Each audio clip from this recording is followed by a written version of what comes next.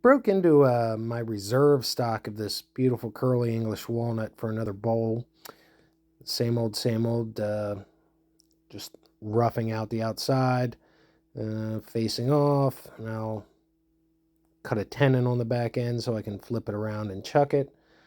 And this piece ended up having a few little end checks in it that I didn't think that were that deep, but they ended up giving me some fits later on.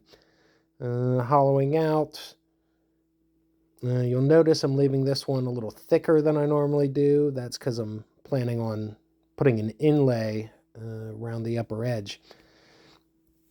And so I need a little more room to get that in. Lots of sanding. Here I'm cutting the groove for the inlay. I'm actually undercutting it where that groove is kind of dovetailed and is fatter at the base than it is at the top. That really locks the inlay in there and keeps it from wanting to shift around and move.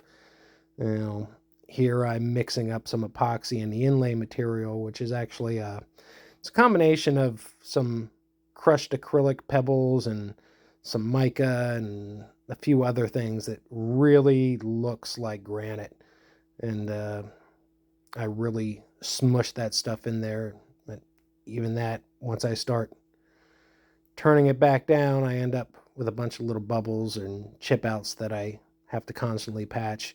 And this is where those little end checks started giving me fits. So I started thinning out this thing a little bit, trying to get through those end checks. And just about got through them all. They're still there if you know where to look. Lots of sanding, a little more patching of some last few bubbles. Lots and lots of sanding like I normally do. Now this piece here, because of the inlay, I don't use the normal mineral oil wax finish that I like to use on bowls. More on that in a second, but I really take a lot of care finishing off the bottom of my bowls.